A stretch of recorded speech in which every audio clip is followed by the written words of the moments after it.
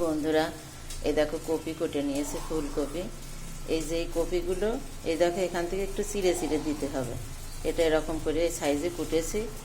আজকে রান্না করব কপির কষা, সেটা রান্না করবো ঝরঝরা করে। তোমরা দেখো, এখন ধুচ্ছি, এই যে ধুয়ে ভাপ দিতে দেবো। এই যেটা ধুয়ে এই যে দিচ্ছি, এই দেখো ভাপ দিতে দিচ্ছি। এই যে ঢেকে দিলাম, ভাপ হবে। দেখো বন্ধুরা, ভাপ হয়ে গেছে দেওয়া, এবার নামাইব। এই দেখো নামাইছি ভাপ দিয়ে। এই যে কড়াই গরম হয়ে গেছে, তেল দিয়ে দিচ্ছি। একটু তেল ছিল, একটু শুকনো খা দিলাম, একটু জিরে দিলাম, গরম মশলা দিলাম, গ্রেট করা আদা দিলাম। এই যে নাড়াচাড়া করে এবার এই যে ঢেলে দেবে। এই যে ঢেলে দিলাম। এতে কিন্তু কোনো আলু ব্যবহার করছে না। একটু লবণ দিয়ে দিলাম, একটু হলুদ দিলাম পরিমাণ মতো, একটু চিনি দিতে হবে। মিষ্টি না দিলে কিন্তু ভালো লাগে না।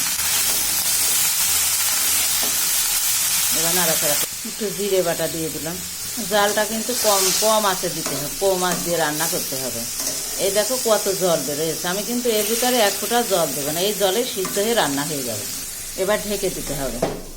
দেখো একটা তুলে দেখি, কি দেখো কত জল বেরোয়েছে। এটা একটু নেড়ে চেড়ে আবার ঢেকে দেবো। দেখেছো কতখানি কপি দিলাম, কতটুকু হয়ে গেল।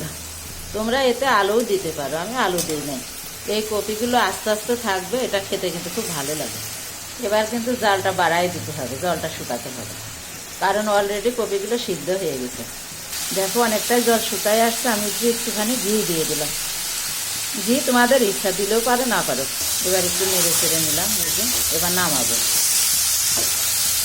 এটা দিয়ে ভাত দিয়ে খেতে এত সুন্দর লাগে, দেখবা তোমরা করে বাড়িতে, খুব সুন্দর লাগে খেতে। দেখো বন্ধুরা, এই যে নামাইছে, কত সুন্দর আস্তে আস্তে আসে। ঠিক আছে, ফুলগুলো খেতে কি ভালো লাগে। কেমন হয়েছে? যদি ভালো হয় পাশে থেকে